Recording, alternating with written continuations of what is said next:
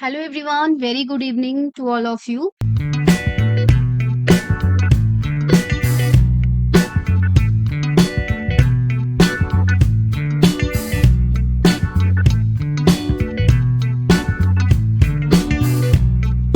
क्वेड्रिलेटरस मतलब चतुर्भुज। ठीक है, तो देखते हैं कि चतुर्भुज के किस तरह के क्वेश्चंस एग्जाम में बनते हैं। तो four angles of quadrilateral are in the ratio 4:5:3:6। Find the measure of each angle. जब इस तरीके के क्वेश्चन बनते हैं तो आपको कोई डायग्राम बनाने की जरूरत नहीं है। चतुर्भुज के चारों कोणों का अनुपात दे दिया है 4:5:5:6। चारों कोण आपको बताने हैं, तो आपने क्या करना है, इन चारों को जोड़ देना। 5×4 = 9, 3×12 और 6×18। 18 लिखना है, साथ में कर देना x। 18 x बराबर कितना होगा, 360 डिग्री। ऐसा क्यों होता है 360 डिग्री, क्योंकि चतुर्भुज के चारों कोणों का योग 360 डिग्री होता है। तो x बराबर हो जाएगा 360 ही बट्टे 18, तो कितना हो गया 20 डिग्री। x अगर 20 है तो सारे कोण निकल जाएंगे। तो एंगल्स इक्वल टू कितना हो जाएगा, देखो यहाँ पे 4 है तो 4 × 20। दूसरा कोण हो जाएगा 20 तीसरा हो जाएगा 3 × 20।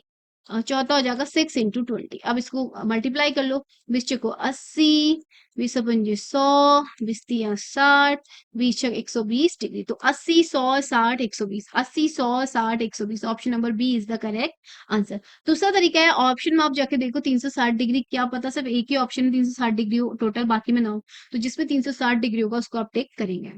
Second question is, in a quadrilateral ABCD, angle A is 110, B is 70, C is 80, find the measure of angle D। इसमें भी डायग्राम बनाने की जरूरत नहीं है। एक चतुर्भुज दिया है, तीन कोण दे दिए, ए बी सी डी, चार कोण होते हैं, तीन कोण दे दिए, तो उन चारों का सम होता है 360 degree. Angle A plus angle B plus angle C plus angle D equal to होता है 360 डिग्री।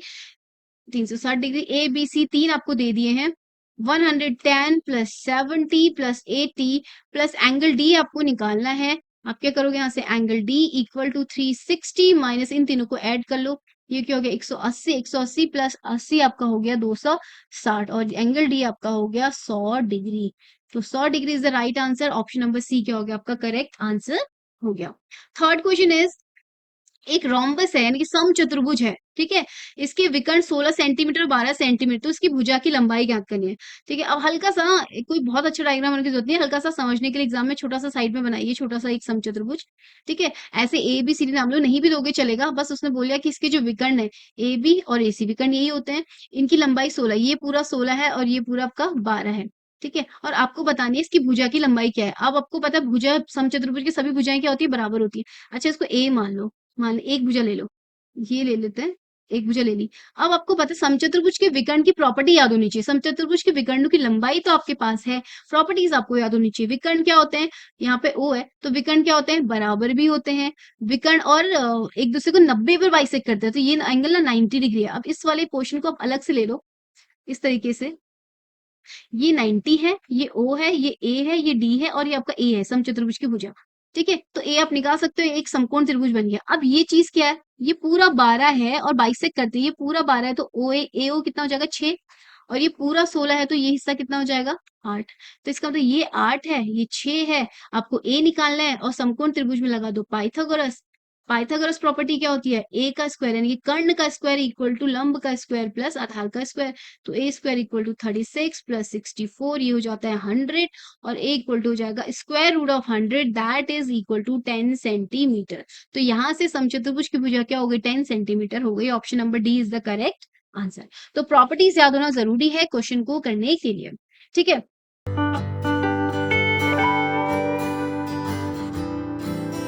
अब next question is, if the number of diagonals in a regular polygon is 9। एक रेगुलर पॉलीगन यानी कि नियमित बहुभुज। अब रेगुलर पॉलीगन या नियमित बहुभुज ऐसा बहुभुज होता है जिसमें सभी भुजाएं बराबर होती हैं, भुजाओं की माप बराबर होती है। बहुभुज मतलब रेखाखंडों से बनी हुई आकृति। वो चतुर्भुज भी हो सकता है, पंचभुज भी हो सकता है, हेक्सागोन भी हो सकता है। तो जो भी होगा बस उसमें जो भुजाएं होंगी ना वो बराबर नाप की होंगी। तो विकर्णों की संख्या 9 है, तो नंबर ऑफ डायगोनल्स कितने हैं, 9 है। आपको आंतरिक कोणों का योग ज्ञात करना है। अब आंतरिक कोणों का योग ज्ञात करने के लिए आपको सबसे पहले निकालना होता है कि उस बहुभुज में भुजाएं कितनी है। तो देयर इज अ फॉर्मूला, अगर आपको कोई बहुभुज दिया हो उसके डायगोनल्स के लिए फॉर्मूला होता है, एक बहुभुज में डायगोनल की संख्या होता है D equal to N into N minus 3/2। ये फॉर्मूला आपको बहुत अच्छे से याद रखना होता है, जहां पर डी क्या है, डायगोनल, डायगोनल्स यानी कि विकर्ण। बहुभुज के लिए आए, एक बहुभुज के विकर्ण का निकाल सकते हैं, और जहाँ पे n क्या है, भुजा यानी कि साइड। ठीक है, तो यहाँ पे साइड तो मेरे पास है नहीं, डायगोनल्स है 9, यहाँ पे लिख दो 9, n इंटू n माइनस 3/2, थोड़ा सा इसको क्रॉस मल्टीप्लाई करो, 9 दूनी 18, इधर आप अंदर मल्टीप्लाई करो, n स्क्वायर माइनस 3n, तो आपके पास बन गया n स्क्वायर माइनस 3n, 18 को आप उसके साथ भेज दो, माइनस 18 इक्वल टू 0। इस तरीके की इक्वेशन को कैसे सॉल्व करते हैं, दो ऐसी संख्याएं निकालते हैं जिनका प्लस माइनस 3 हो और मल्टीप्लीकेशन 80 हो, तो 18 हो, तो 6 और 3 हो गया 6n प्लस 3n। देखो इसकी जगह मैंने लिखा minus 6n plus 3n, minus 6 में से 3 को घटाओगे तो माइनस 3n आएगा, 6 और 3 को जोड़ो गुणा करोगे तो 6 18 माइनस 18 आएगा। ठीक है, फिर क्या करेंगे, शुरू के दो में से n कॉमन निकाला, n माइनस 6, लास्ट में से 3 कॉमन निकाला, n माइनस 6 इक्वल टू 0, तो यहाँ से हो गया n plus 3 n minus 6 equal to 0।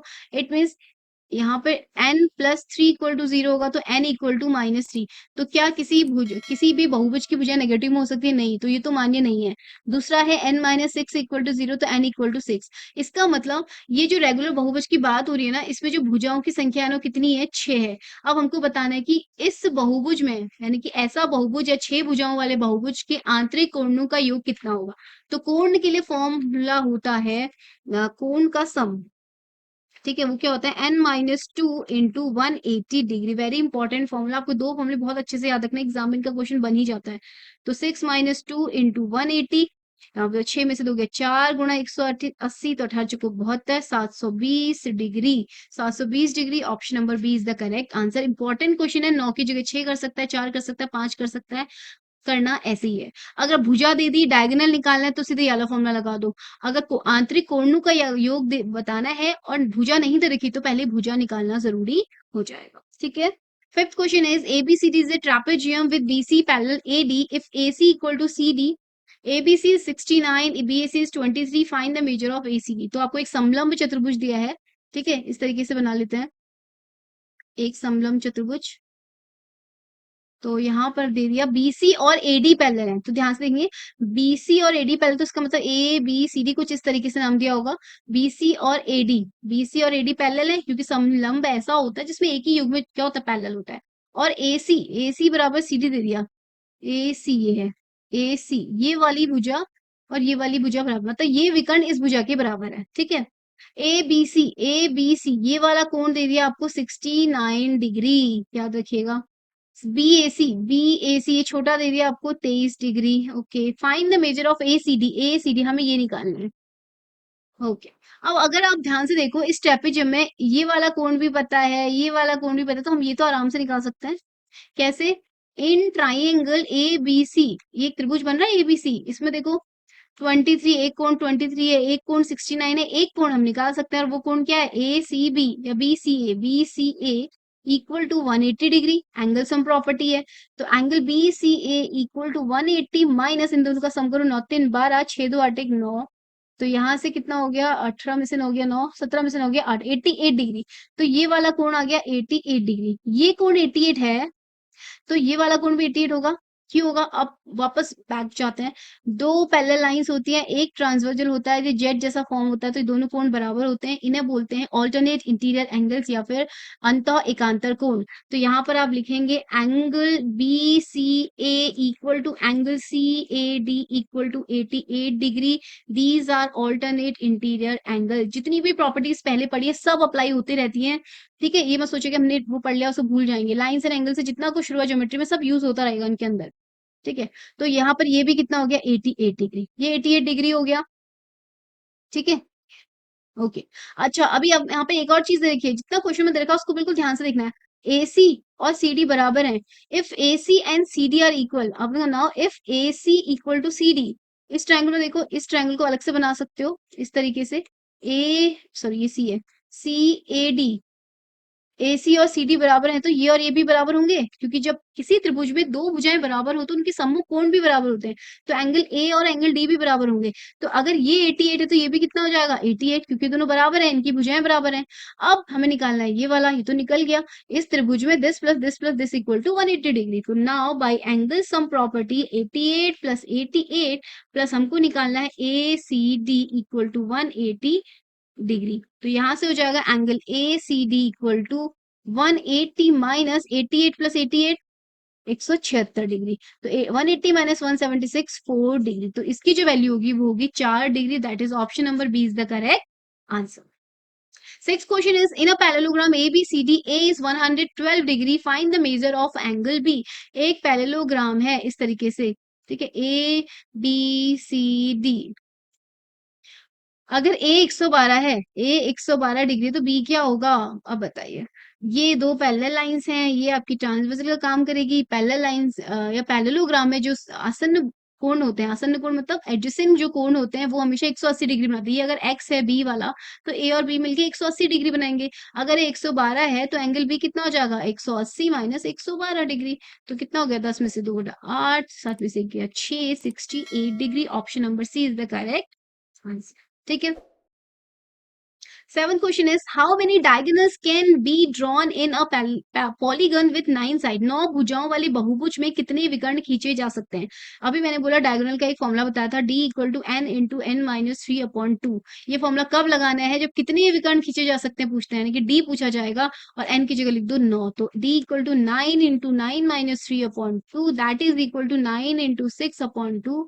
2 3 या 6, 9 3 हो गया 27। तो नंबर ऑफ डायगोनल्स हो गए 27। तो ऐसा ऐसा पॉलीगन जिसकी 9 भुजाएं होंगी उसमें 27 डायगोनल्स होंगे। ठीक है। क्वेश्चन नंबर 8 इज एबीसीडी एक सम चतुर्भुज है और एसी इसका सबसे छोटा विकर्ण है। चलिए इतना देखते हैं। सपोज ये आपका ए बी सी डी है, A B C D. ABCD एक सम चतुर्भुज है, एसी इसका सबसे छोटा विकर्ण है, यानी कि छोटा विकर्ण है और ये बड़ा होगा। और इसका एसी का माप भी दे रखा है 6 सेंटीमीटर। ठीक है, एसी का माप दे रखा है 6 centimetre and A B C is 60 degree. ये क्या है आपका? 60 डिग्री। ठीक हो गया। और समचतुर्भुज की प्रॉपर्टी होती है ऑल साइड्स आर इक्वल, ये भी ध्यान रखेंगे। तो अब वो पूछ रहा है कि समचतुर्भुज की एक भुजा की लंबाई बतानी है, हमें इनमें से कोई भी एक भुजा बतानी है, तो कैसे निकालें? अभी हमने दूसरा विकर्ण ड्रॉ नहीं किया है। ठीक है, अभी दूसरा विकर्ण ड्रॉ करने की जरूरत नहीं है। हमने एक विकर्ण ड्रॉ किया जो सबसे छोटा है, उसकी माप है 6 सेंटीमीटर। अब आप अगर इस त्रिभुज में जाएं, एक विकर्ण ने दो त्रिभुज बनाए, तो किसी भी त्रिभुज में चले जाओ। इन ट्राइंगल ए बी सी, त्रिभुज ए बी सी में देखो, त्रिभुज ए बी सी ये वाला त्रिभुज है, ये और ये। ए बी और बी सी इक्वल है बिकॉज समचतुर्भुज सारी भुजाएं बराबर, तो ये दो भी बराबर होंगी। अब किसी त्रिभुज की अगर दो भुजाएं बराबर होती हैं तो उसके कोण भी क्या होते हैं? बराबर होते हैं। तो इट एम्प्लाई, इसका मतलब ये वाला कोण और ये वाला कोण भी क्या होगा? बराबर। तो angle C equal to angle A, C और ए इक्वल हो जाएगा। ठीक है। अब ध्यान से एक चीज देखो, ऐसा त्रिभुज जिसमें एक कोण तो 60 डिग्री है, बाकी दो भुजाएं भी बराबर दे रखी हैं, तो ये दो भुजाएं भी तो, ये दो कोण भी तो क्या होंगी? 60 60 तो होंगी। अगर एक कोण 60 डिग्री है, ये और ये भी बराबर है, चलो ये x है, मान लो ये भी x है, तो इन तीनों का सम क्या होगा? x plus 60 equal to 180 degree. ऐसे समझ लो इसे साइड में। तो 2x equal to 120, x equal to 60 degree. तो अगर एक भुजा 60 है, अन्य दो भुजाएं बराबर है, इसका मतलब सभी तीन के तीन बराबर हैं। तो ये भी 60 है, ये भी 60 है। तो ये तो कौन सा त्रिभुज बन गया? ये तो आपका इक्विलेटरल बन गया। इक्विलेटरल मतलब समबाहु त्रिभुज बन गया। ठीक है, ये अगर समबाहु त्रिभुज है तो समबाहु त्रिभुज के तो सभी कोण 60 डिग्री के होते हैं और सभी भुजाएं भी बराबर होती हैं। तो इट मीन्स AC जो है वो BC के बराबर भी है और AB के बराबर भी है, और AC तो 6 सेंटीमीटर है, तो इसका मतलब सारी भुजाएं से 6 सेंटीमीटर है। तो option number first is the right answer. अच्छा, ये रूट है और ये रूट है। ठीक है, तो इसकी सभी भुजाएं क्या होंगी? 6 हो जाएंगी। बहुत छोटा क्वेश्चन है, बस आपको प्रॉपर्टीज दिमाग में लाके इसको अप्लाई करते रहना है। यहाँ पर जैसे ही आपने डायग्राम बनाया, आपके दिमाग में ये तो समझ में आ गया कि एक त्रिभुज है, दो भुजाएं बराबर, तो उसके कोण भी बराबर होंगे। अब एक कोण तो ऑलरेडी 60 है, दो कोण भी तो 60 ही होंगे, 180 से ऊपर तो जाएगा नहीं त्रिभुज। तो ये भी 60, ये भी 60, ये भी 60, इसका मतलब समबाहु त्रिभुज है। और समबाहु त्रिभुज के सभी कोण, सभी भुजाएं बराबर होती हैं। अगर एक भुजा AC है तो ये भी 6, ये भी 6। Option number 1 is the correct answer. एक वर्ग के सभी आंतरिक कोणों का योग है। Sum of all the interior angles of the square is 360 degree. क्योंकि वर्ग भी एक चतुर्भुज है, इसके सभी कोणों का योग 360 डिग्री होता है। बहुत छोटे क्वेश्चंस भी कभी आपके बन जाते हैं। 10th question is two adjacent angles of a parallelogram are in the ratio 2:3। दो एडजेसेंट एंगल, एडजेसेंट एंगल का मतलब क्या समझते हो? ये वाला और ये वाला। ठीक है, 2:3 है, तो सपोज ये 2x है और ये 3x है और एडजेसेंट एंगल है, तो दोनों का सम भी कितना होगा? 180 डिग्री होगा। तो 5x बराबर 180, x बराबर कितना हो जाएगा? 36। x 36 है तो उसके कोण कितने हो जाएंगे? 2 गुणा 36, और ये कितना हो जाएगा 3 गुणा 36, 2 गुणा 36 इज 72 डिग्री, 36 गुणा 3 इज 108 डिग्री। अच्छा, अगर ये 72 होगा, अब ध्यान से देखो, अगर ये 72 होगा और 108 होगा, तो पैरेललोग्राम की प्रॉपर्टी क्या होती है, अपोजिट एंगल्स इक्वल, तो ये भी 108 होगा और ये 72 होगा, तो सारे एंगल कितने हो गए 72, 108, 108, 72, तो 72, 108, 72, 108, option number A is the correct answer. ठीक है, तो आज हमने देखा quadrilaterals and their properties and questions related to quadrilaterals. ठीक है, अब इसके बाद हम एक ज्योमेट्री में बचता है आपका सर्कल, उसको डिस्कस करेंगे नेक्स्ट क्लास में। तब तक आप लोग इस क्लास की अच्छे से प्रैक्टिस करिए। ठीक है, जितना भी हो सके, जितने क्वेश्चंस आपको मिलते हैं, आपके पास जो बुक है जिसको फॉलो करते हैं, जितने क्वेश्चन आपसे बन सकते हैं नेट से निकालिए। जितना आप क्वेश्चंस करेंगे ना, उतने आपकी जो प्रॉपर्टीज वो भी क्लियर होती जाएंगी, और आपकी क्वेश्चंस की आपकी कैलकुलेशन, आपकी एक्यूरेसी, ठीक है, वो सब आपका क्या होगा, इंक्रीज ही होगा। तो चलिए आप लोग प्रैक्टिस करते रहिए, मिलते हैं आपको अगली क्लास में। Thank you and keep practising.